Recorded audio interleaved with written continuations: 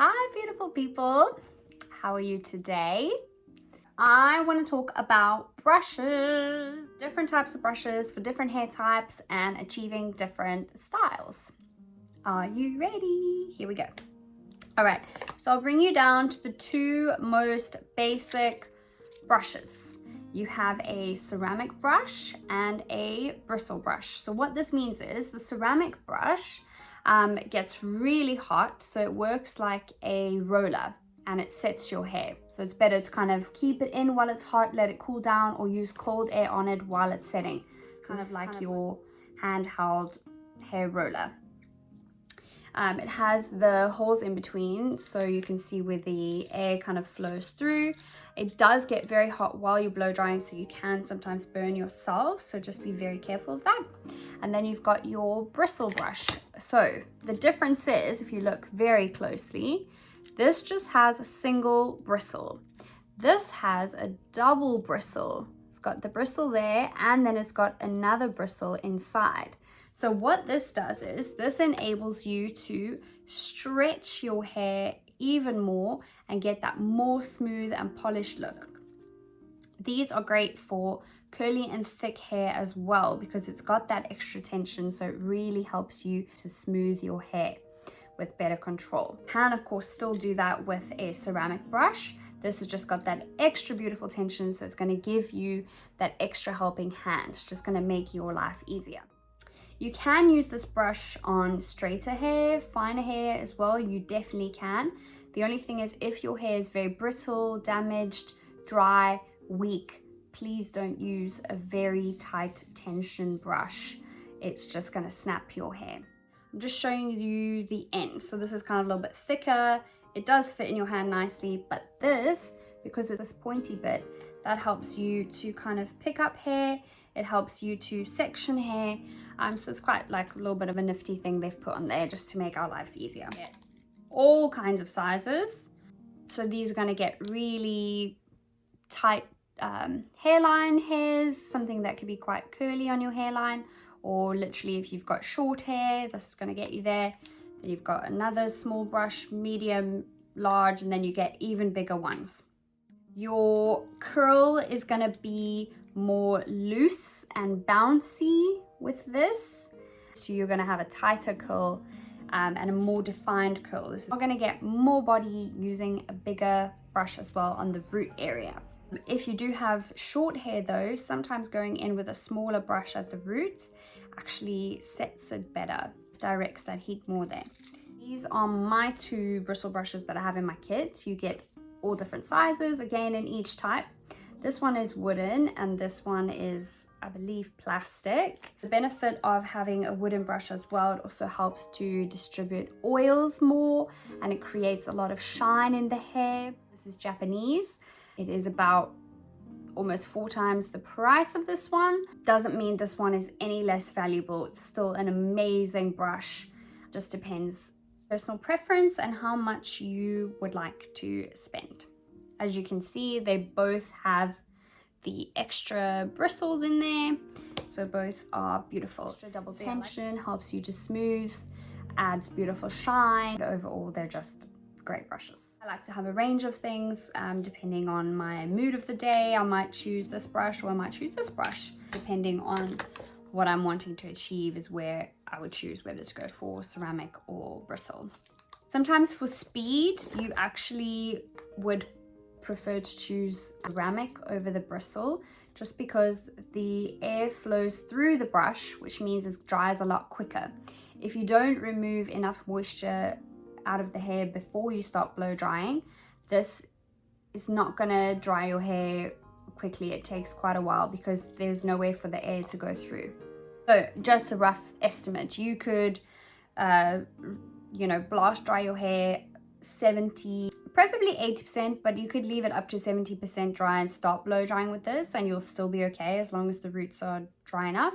But if you start blow drying at 70% with this, you're going to be struggling for a while and probably leave with damp roots still. So I don't recommend that.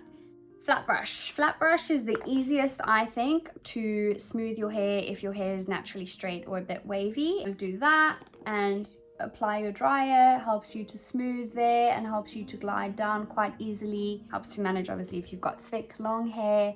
Also, it's very easy for short hair. You can just kind of wrap dry on the scalp. Just overall very efficient, easy to manage brush, and you can find them in most places. It's extremely curly and you want to go dead straight.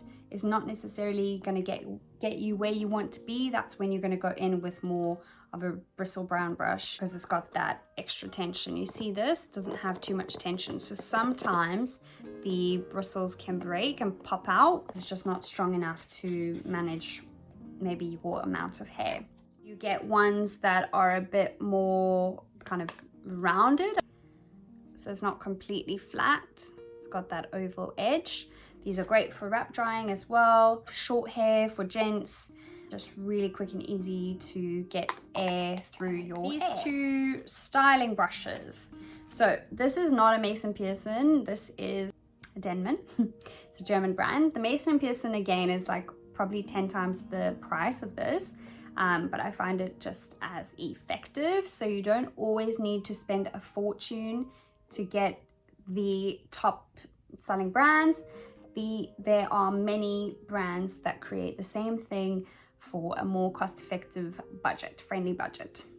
So what are the difference between this two? This one's bigger, so it covers more hair. You can use it to brush your hair, you can use it to style, for upstyles, you can use it for back combing, you can use it to smooth out the back combing, or to create a really sleek, tight bun or chignon, something like that.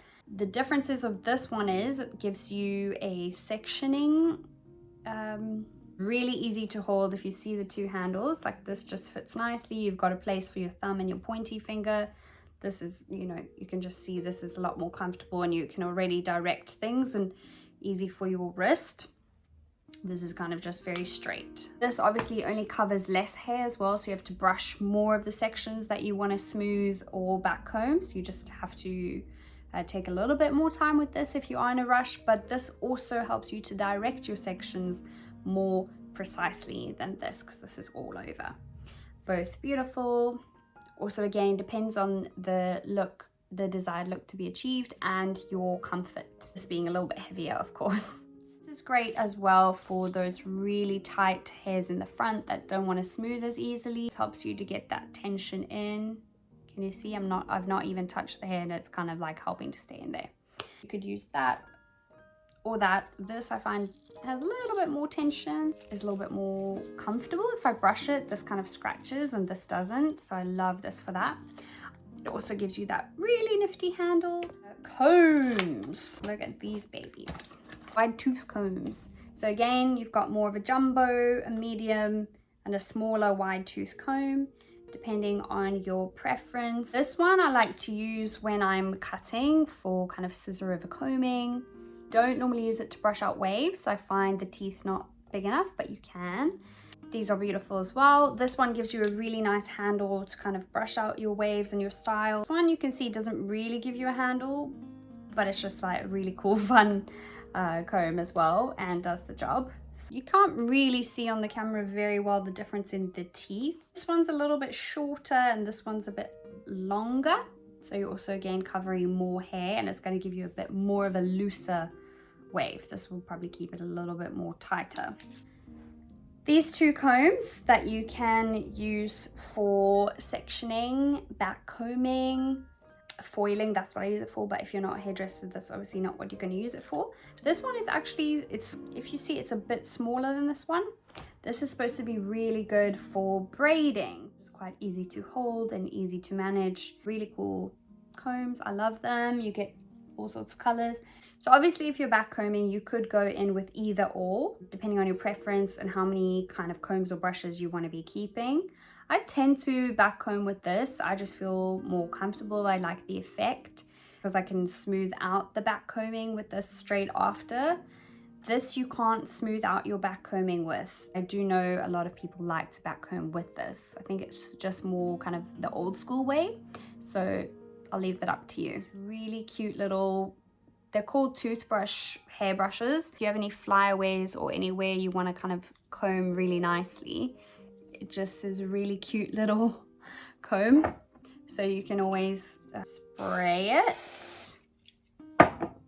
and then smooth down where you want to smooth. So it's really cute. It's more just cute, I think, than anything. You don't really need it. It's just fun. If you have any little flyaways there and you just want to target a little area, that's a lot more safer if you don't want to brush out a big area. And also you can see these are a little bit more rough, so they might like start lifting up some of the hairstyles. There you go. Getting a little neck brush. If you're cutting, it's really nice to kind of clean away any of those hairs, rub it off your clothes. Also just really cute and really easy to hold. Oh well, I think I've covered my kit. How could I forget the best brush of all, the Tangle Teaser? Where were we before these were officially invented? Tangle Teasers, there are so many versions now around. Wet brushes, you can get the originals, you can get them in the chemist. Doesn't matter, but they are a lifesaver for brushing out knots, detangling. They don't hurt you, they don't damage your hair. They're really easy as well. There's different shapes for you to hold. They're amazing. Please, please, please let me know if you need some help choosing the best brush for your hair and what you like to achieve.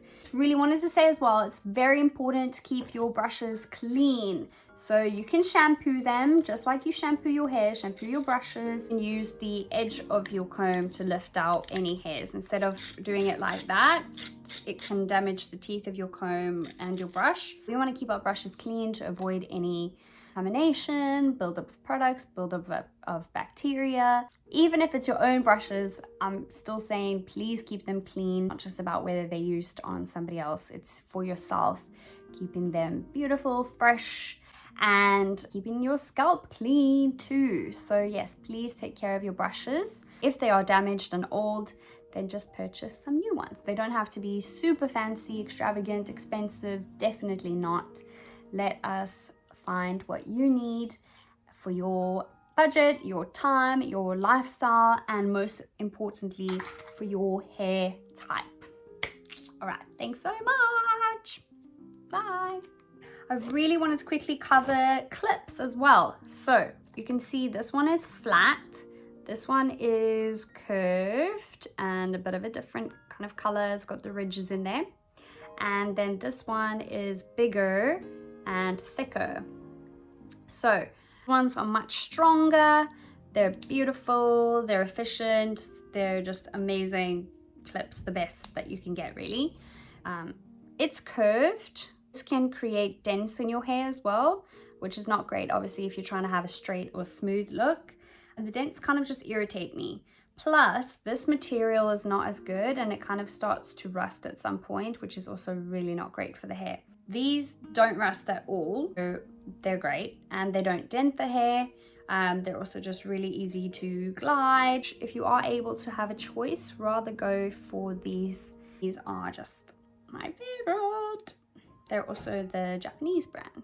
So yeah, they also help you to pick up hair really nicely. These are really great as well if you're doing like a roller set blow dry. So you're kind of just gonna twist your section that you've blow dried or curled, and then you're gonna pop your clip in, and there you go. If you want, you also get a smaller version of these for roller set clips. I've got them packed away somewhere, but yeah. So there you go. Okay, so I hope this information has been helpful, and thank you so much for watching and sending lots of love.